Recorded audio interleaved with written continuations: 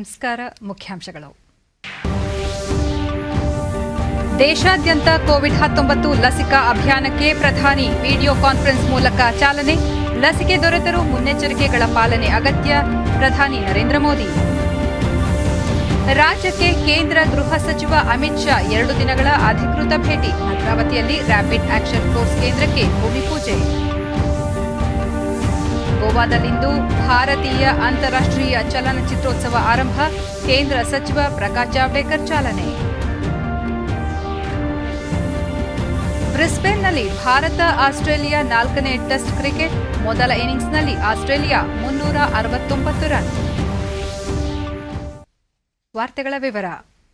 ಜಗತ್ತಿನ ಅತಿದೊಡ್ಡ ಕೋವಿಡ್-19 ರೋಗ ನಿರೋಧಕ ಲಸಿಕೆ ನೀಡುವ ಅಭಿಯಾನಕ್ಕೆ ಪ್ರಧಾನಿ ನರೇಂದ್ರ ಮೋದಿ ವಿಡಿಯೋ ಕಾನ್ಫರೆನ್ಸ್ ಮೂಲಕ ಕಾರ್ಯಕ್ರಮಕ್ಕೆ ಚಾಲನೆ ನೀಡಿದರು. ಬಳಿಕ ಪ್ರಧಾನಿ, ಇದು ವಿಶಿಷ್ಟ ವಿಶ್ವದ ಅತಿದೊಡ್ಡ ಮಾನವೀಯ ಲಸಿಕಾ ಅಭಿಯಾನವಾಗಿದ್ದು, ಕೊರೋನಾ ಸೋಂಕಿಗೆ ಗುರಿಯಾಗುವ ಅತಿ ಹೆಚ್ಚಿನ ಅಪಾಯವಿರುವವರಿಗೆ ಮೊದಲು ಲಸಿಕೆ ನೀಡಲಾಗುತ್ತದೆ.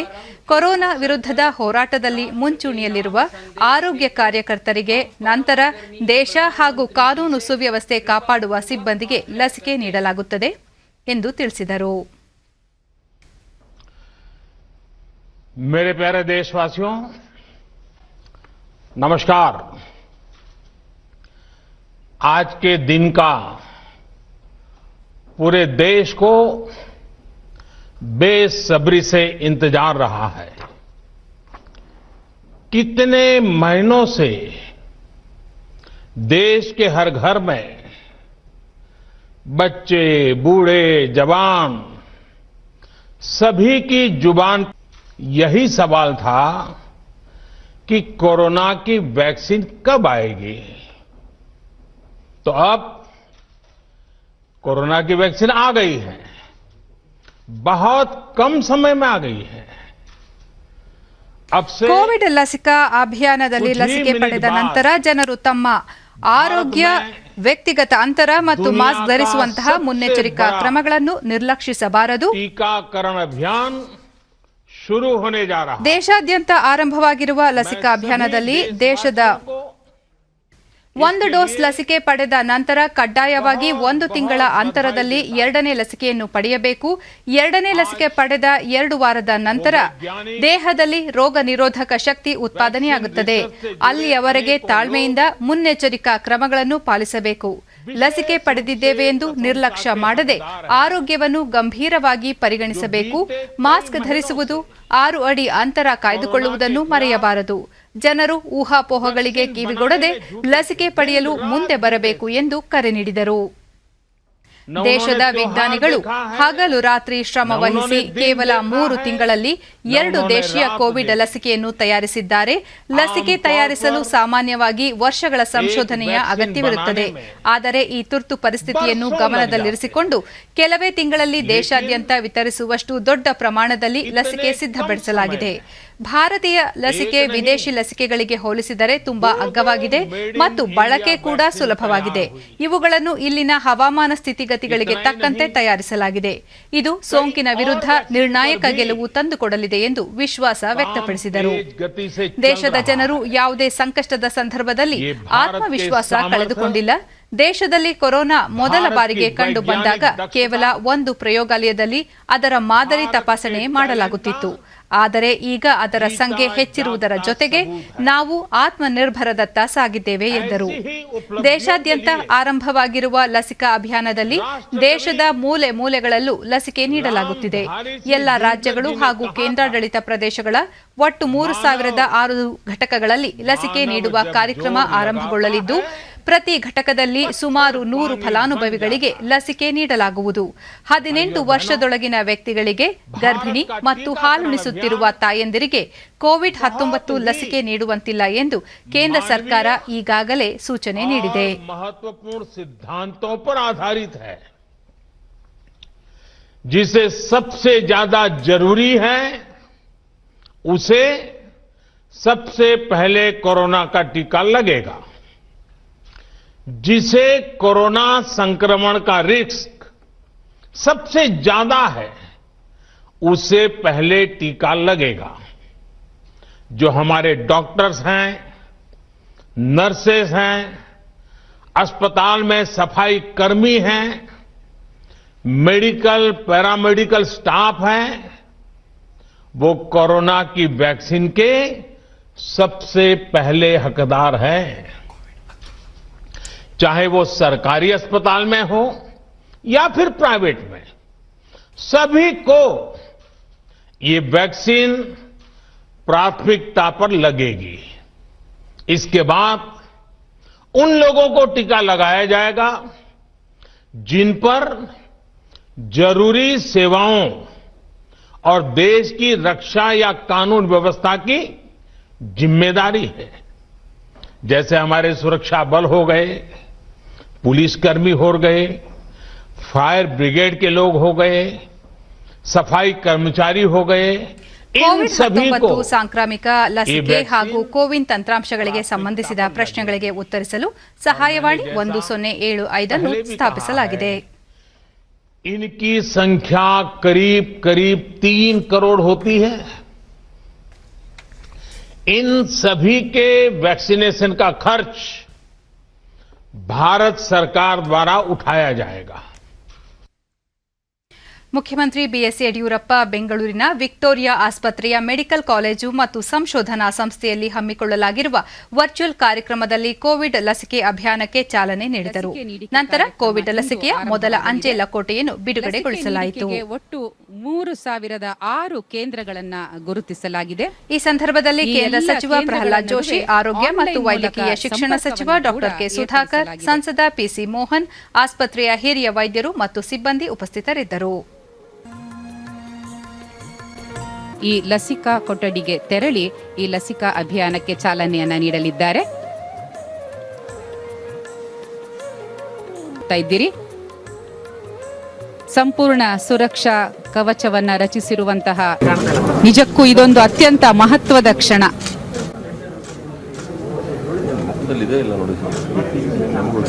Thank you so much sir.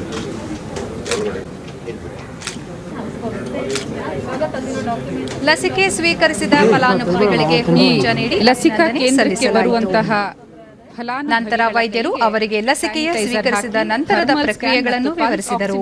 ಮೂಲಕ ತಪಾಸಣೆಯನ್ನ ನಡೆಸಲಾಗಿದೆ. ಮಹಿಳೆಯ ನಂತರ ಇದೀಗ ಪುರುಷರೊಬ್ಬರಿಗೆ ಈ ಲಸಿಕೆಯ ಮೊದಲ ಇಂಜೆಕ್ಷನ್ ಅನ್ನ ನೀಡಲಾಗ್ತಾ ಇದೆ.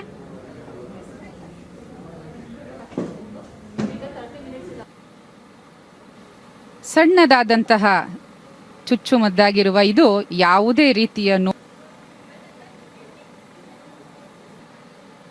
ದಯಮಾಡಿ ಈ ಕರೋನಾ ಮುಕ್ತ ಭಾರತವನ್ನ ಮಾಡಲು ಈ ಲಸಿಕೆಯ ಅಗತ್ಯ ಬಹಳಷ್ಟಿತ್ತು. ಆದರೆ ಲಸಿಕೆ ಅನ್ನುವಂಥದ್ದು ಅನೇಕ ಹಂತಗಳನ್ನು ಪ್ರಯೋಗಗಳನ್ನು ನಡೆಸಿ ಆಗುವಂಥದ್ದು.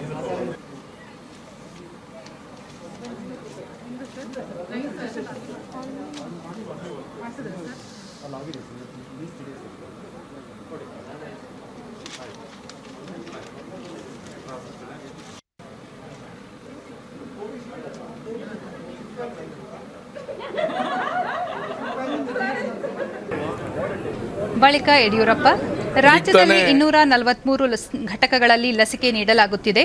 ಆರಂಭದಲ್ಲಿ ದಿನಕ್ಕೆ 100 ಫಲಾನುಭವಿಗಳಿಗೆ ಲಸಿಕೆ ನೀಡಲಾಗುವುದು. ನಂತರ ಈ ಸಂಖ್ಯೆಯನ್ನು ಹೆಚ್ಚಿಸಲಾಗುವುದು ಎಂದರು. ನಮ್ಮ ಪ್ರಹ್ಲಾದ್ ಜೋಶಿ ಅವರು ಉಳಿದೆಲ್ಲ ಮುಖಂಡರ ಹಿರಿಯ ವೈದ್ಯ ಡಾಕ್ಟರ್ ಸುದರ್ಶನ್ ಬಲ್ಲಾಳ್ ಸೇರಿದಂತೆ ಹಲವು ಹಿರಿಯ ವೈದ್ಯರು ಮತ್ತು ಆರೋಗ್ಯ ಸಿಬ್ಬಂದಿ ಲಸಿಕೆ ಪಡೆಯುತ್ತಿದ್ದಾರೆ. ಅದರಿಂದ ಜನರು ಆತಂಕ ಪಡುವ ಅಗತ್ಯವಿಲ್ಲ. 43,015 ಆರೋಗ್ಯ ಕಾರ್ಯಕರ್ತರು ಲಸಿಕೆ ಪಡೆಯಲು ನೋಂದಣಿ ಮಾಡಿಸಿಕೊಂಡಿದ್ದಾರೆ ಎಂದರು. ಕೋವಿಡ್ ಲಸಿಕೆಯ ಯಶಸ್ವಿ ಪ್ರಯೋಗಕ್ಕಾಗಿ ಪ್ರಧಾನಿ ನರೇಂದ್ರ ಮೋದಿ ಅವರನ್ನು ಮುಖ್ಯಮಂತ್ರಿ ಅಭಿನಂದಿಸಿದರು.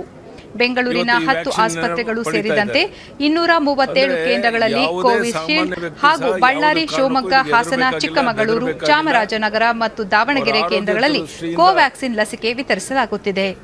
7,17,439 ಆರೋಗ್ಯ ಸಿಬ್ಬಂದಿಗೆ ಲಸಿಕೆ ನೀಡಲು ನಿರ್ಧರಿಸಲಾಗಿದ್ದು, ಮೊದಲ ದಿನ 24,300 ಮಂದಿಗೆ ಲಸಿಕೆ ನೀಡುವ ಗುರಿ ಹೊಂದಲಾಗಿದೆ.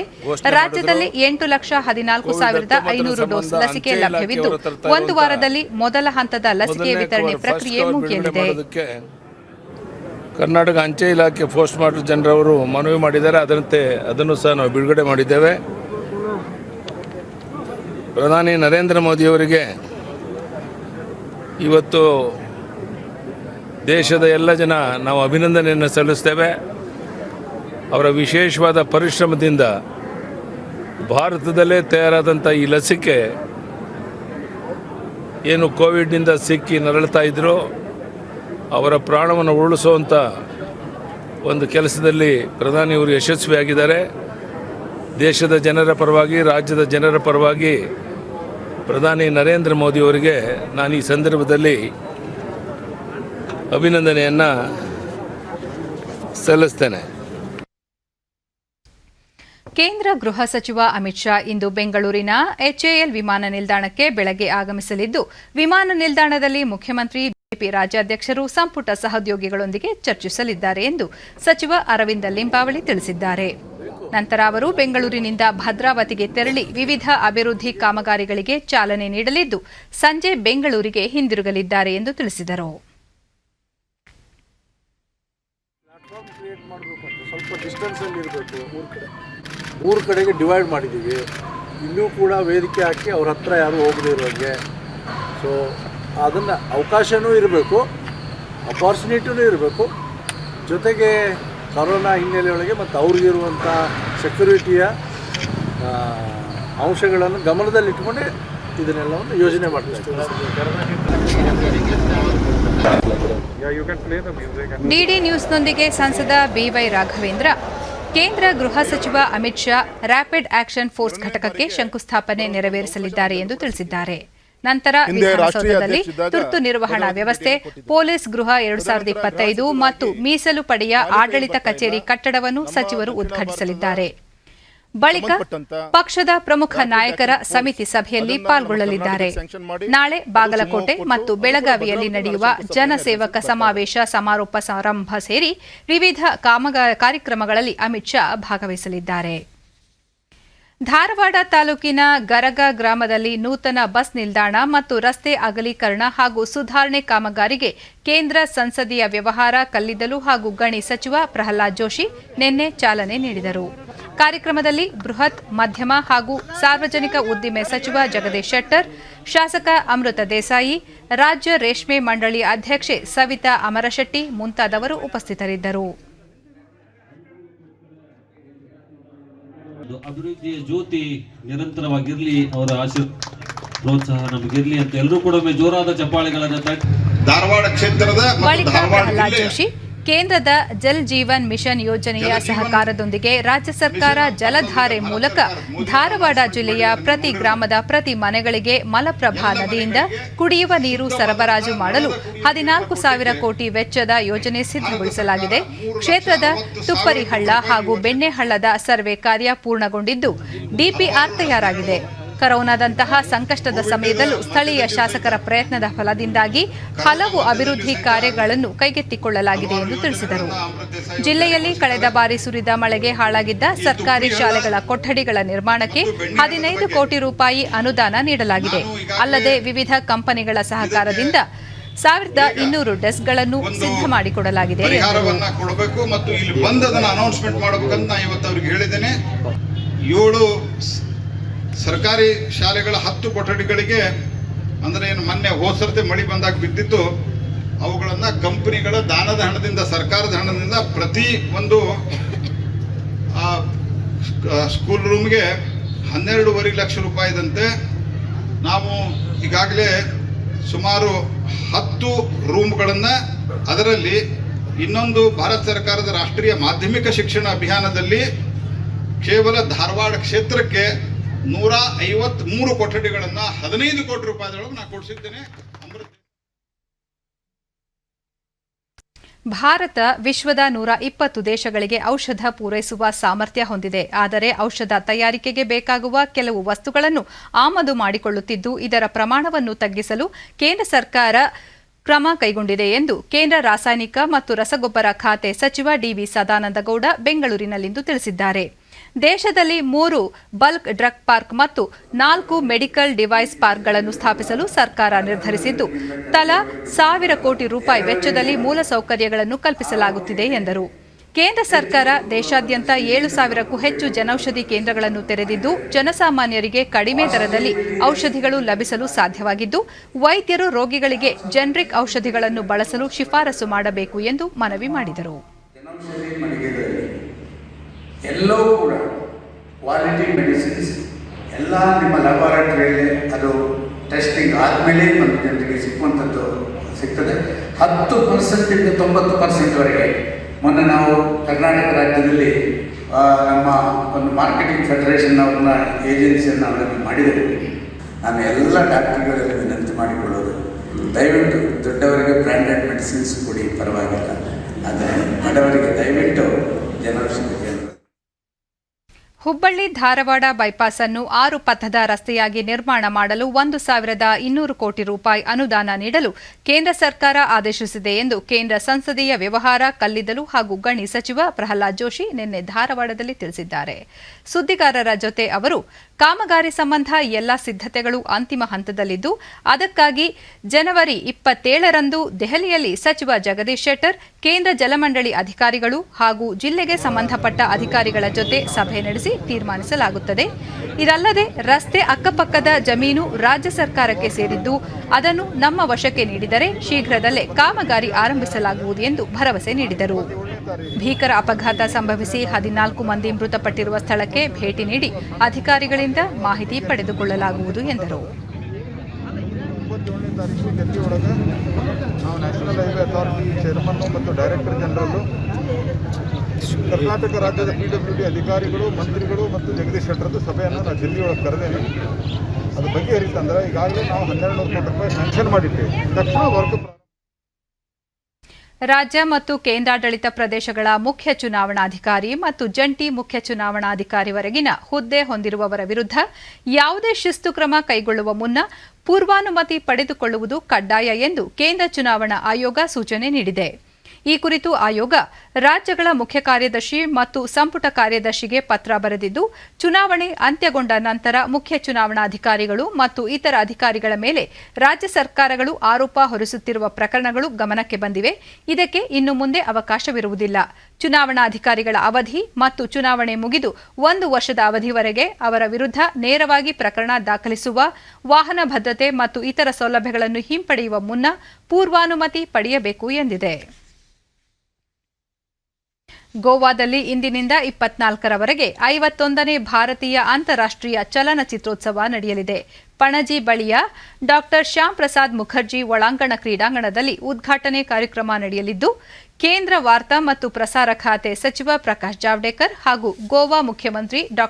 ಪ್ರಮೋದ್ ಸಾವಂತ್ ಸೇರಿದಂತೆ ಚಿತ್ರರಂಗದ ಅನೇಕ ಖ್ಯಾತನಾಮರು ಪಾಲ್ಗೊಳ್ಳಲಿದ್ದಾರೆ. 51ನೇ ಆವೃತ್ತಿಯ ಈ ಚಿತ್ರೋತ್ಸವದಲ್ಲಿ ವಿವಿಧ ವಿಭಾಗಗಳಲ್ಲಿ 224 ಚಲನಚಿತ್ರಗಳು ಪ್ರದರ್ಶನಗೊಳ್ಳಲಿವೆ. ಕೋವಿಡ್ ಸಾಂಕ್ರಾಮಿಕ ಹಿನ್ನೆಲೆಯಲ್ಲಿ ಮೊದಲ ಬಾರಿಗೆ ಹೈಬ್ರಿಡ್ ಮಾದರಿಯಲ್ಲಿ ಚಿತ್ರೋತ್ಸವವನ್ನು ಆಯೋಜಿಸಲಾಗುತ್ತಿದೆ.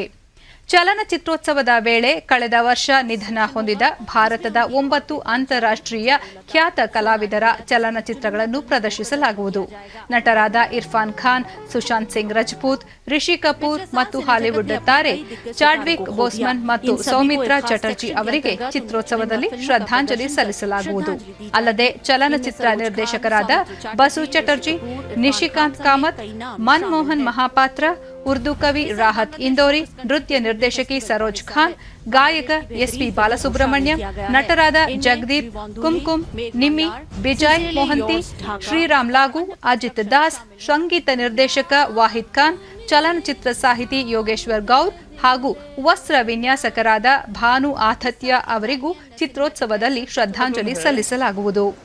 ವಾರ್ತಾ ಮತ್ತು ಪ್ರಸಾರ ಖಾತೆ ಸಚಿವ ಪ್ರಕಾಶ್ ಜಾವಡೇಕರ್ ಗೋವಾದ ಸ್ಥಳೀಯರಿಗೆ ಮಾತ್ರ ವ್ಯಕ್ತಿಗತ ಅಂತರ ಕಾಪಾಡಿಕೊಂಡು ಉತ್ಸವದಲ್ಲಿ ಪಾಲ್ಗೊಳ್ಳಲು ಅವಕಾಶ ಕಲ್ಪಿಸಲಾಗಿದೆ. ಉಳಿದವರು ಆನ್ಲೈನ್ ಮೂಲಕ ಪಾಲ್ಗೊಳ್ಳಬಹುದು ಎಂದರು. बाकी लोग और गोवा के बाहर के लोगों को ऑनलाइन भी इसका दर्शन होगा, तो ऑनलाइन लेना है, लेकिन सभी लोग एक अच्छा फिल्म फेस्टिवल होगा ये निश्चित.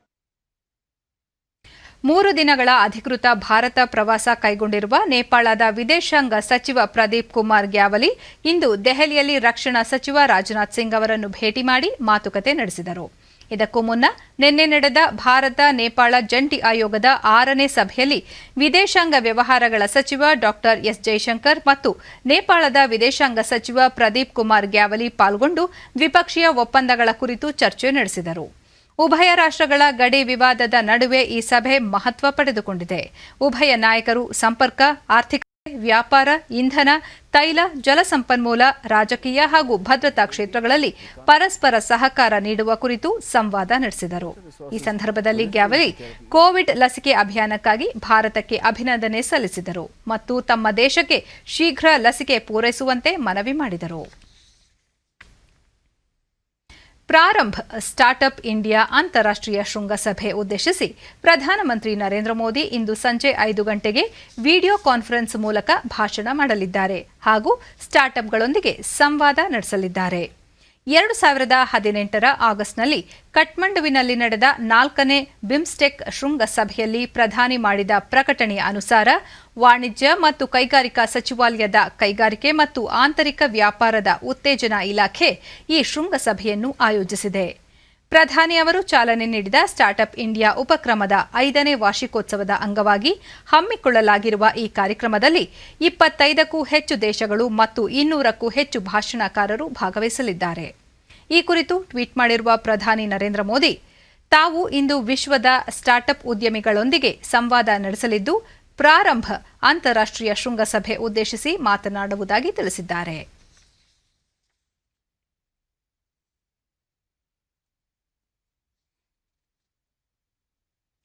ದೇಶದಲ್ಲಿ ಕೋವಿಡ್-19 ಸೋಂಕು ಪ್ರಕರಣಗಳ ಸಂಖ್ಯೆಯಲ್ಲಿ ಗಣನೀಯ ಇಳಿಕೆ ಕಂಡುಬಂದಿದೆ.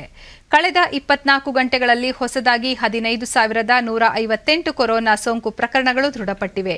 ಇದರೊಂದಿಗೆ ಕೋವಿಡ್-19 ಸೋಂಕಿತ ಪ್ರಕರಣಗಳ ಒಟ್ಟು ಸಂಖ್ಯೆ 1,42,42,841ಕ್ಕೆ ಏರಿಕೆಯಾಗಿದೆ. ದೇಶದಲ್ಲಿ ಒಟ್ಟು 2,11,033 ಸಕ್ರಿಯ ಪ್ರಕರಣಗಳಿದ್ದು, ಈ ಪ್ರಮಾಣ ಶೇಕಡಾ 2ಕ್ಕೆ ಇಳಿಕೆಯಾಗಿದೆ. ಇದುವರೆಗೂ ಒಟ್ಟು 1,79,79,715 ಮಂದಿ ಗುಣಮುಖರಾಗಿದ್ದು, ಚೇತರಿಕೆ ದರ ಶೇಕಡಾ 96.56ರಲ್ಲಿದೆ. ದೇಶದಲ್ಲಿ ಈವರೆಗೆ 1,52,093 ಮಂದಿ ಸಾವನ್ನಪ್ಪಿದ್ದು, ಮರಣ ಪ್ರಮಾಣ ಶೇಕಡಾ 1.44ರಷ್ಟಿದೆ. ಬ್ರಿಸ್ಬೇನ್ನಲ್ಲಿ ನಡೆಯುತ್ತಿರುವ ಭಾರತ ಆಸ್ಟ್ರೇಲಿಯಾ ನಡುವಣ 4ನೇ ಟೆಸ್ಟ್ ಪಂದ್ಯದಲ್ಲಿ ಟಾಸ್ ಗೆದ್ದು ಬ್ಯಾಟಿಂಗ್ ಆಯ್ಕೆ ಮಾಡಿಕೊಂಡಿದ್ದ ಆಸ್ಟ್ರೇಲಿಯಾ 2ನೇ ದಿನದಾಟದಲ್ಲಿ ಇಂದು ತನ್ನೆಲ್ಲಾ ವಿಕೆಟ್ ಕಳೆದುಕೊಂಡು 369 ರನ್ ಗಳಿಸಿದೆ. ಆಟ ಆರಂಭಿಸಿದ ಭಾರತ 2 ವಿಕೆಟ್ ನಷ್ಟಕ್ಕೆ 62 ರನ್ ಗಳಿಸಿದೆ.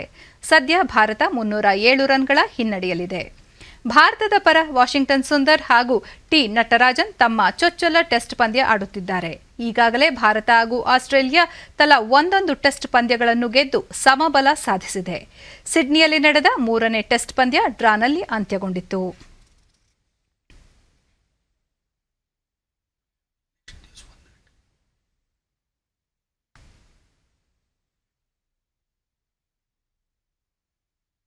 ಈಗ ಇಂದಿನ ಪತ್ರಿಕೆಗಳ ಇಣುಕು ನೋಟ. ಇಂದು ಲಸಿಕಾ ದಿನ. ವರ್ಚುವಲ್ ಮೂಲಕ ಪ್ರಧಾನಿ ಮೋದಿಯಿಂದ ಚಾಲನೆ.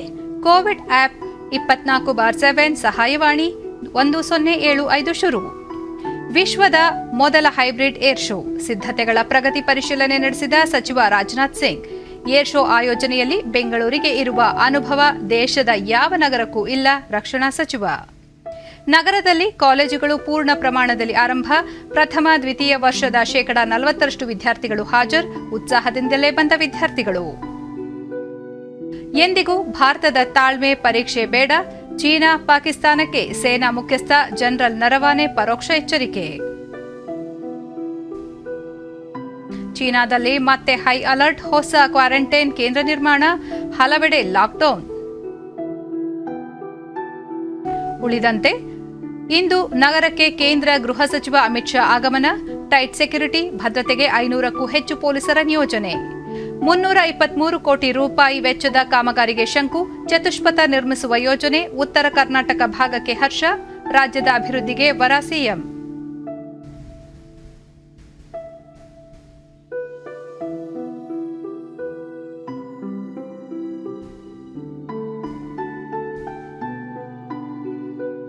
9,000 ವಿದ್ಯಾರ್ಥಿಗಳಿಗೆ ಬಿಎಂಟಿಸಿ ಬಸ್ ಪಾಸ್ ವಿತರಣೆ.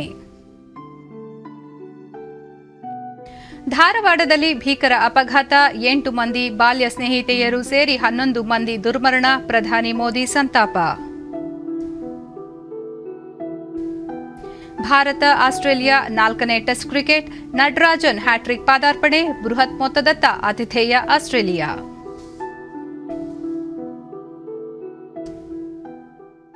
ಕೊನೆಯಲ್ಲಿ ಮತ್ತೊಮ್ಮೆ ಮುಖ್ಯಾಂಶಗಳು. ದೇಶಾದ್ಯಂತ ಕೋವಿಡ್-19 ಲಸಿಕಾ ಅಭಿಯಾನಕ್ಕೆ ಪ್ರಧಾನಿ ವಿಡಿಯೋ ಕಾನ್ಫರೆನ್ಸ್ ಮೂಲಕ ಚಾಲನೆ, ಲಸಿಕೆ ದೊರೆತರೂ ಮುನ್ನೆಚ್ಚರಿಕೆಗಳ ಪಾಲನೆ ಅಗತ್ಯ, ನರೇಂದ್ರ ಮೋದಿ. ರಾಜ್ಯಕ್ಕೆ ಕೇಂದ್ರ ಗೃಹ ಸಚಿವ ಅಮಿತ್ ಶಾ 2 ದಿನಗಳ ಅಧಿಕೃತ ಭೇಟಿ, ಭದ್ರಾವತಿಯಲ್ಲಿ ರ್ಯಾಪಿಡ್ ಆಕ್ಷನ್ ಫೋರ್ಸ್ ಕೇಂದ್ರಕ್ಕೆ ಭೂಮಿ ಪೂಜೆ. ಗೋವಾದಲ್ಲಿ ಇಂದು ಭಾರತೀಯ ಅಂತಾರಾಷ್ಟ್ರೀಯ ಚಲನಚಿತ್ರೋತ್ಸವ ಆರಂಭ, ಕೇಂದ್ರ ಸಚಿವ ಪ್ರಕಾಶ್ ಜಾವಡೇಕರ್ ಚಾಲನೆ. ಬ್ರಿಸ್ಬೇನ್ನಲ್ಲಿ ಭಾರತ ಆಸ್ಟ್ರೇಲಿಯಾ 4ನೇ ಟೆಸ್ಟ್ ಕ್ರಿಕೆಟ್, ಮೊದಲ ಇನ್ನಿಂಗ್ಸ್ನಲ್ಲಿ ಆಸ್ಟ್ರೇಲಿಯಾ 369 ರನ್. ವೀಕ್ಷಕರೇ ಗಮನಿಸಿ, ನಮ್ಮ ವಾರ್ತಾ ಪ್ರಸಾರವನ್ನು ನೀವು ಡಿಡಿ ಚಂದನ ನ್ಯೂಸ್ ಯೂಟ್ಯೂಬ್ ಚಾನೆಲ್ನಲ್ಲೂ ವೀಕ್ಷಿಸಬಹುದು. ನಮ್ಮ ಮುಂದಿನ ವಾರ್ತಾ ಪ್ರಸಾರ ಮಧ್ಯಾಹ್ನ 1 ಗಂಟೆಗೆ ಡಿಡಿ ಚಂದನದಲ್ಲಿ. ನಮಸ್ಕಾರ.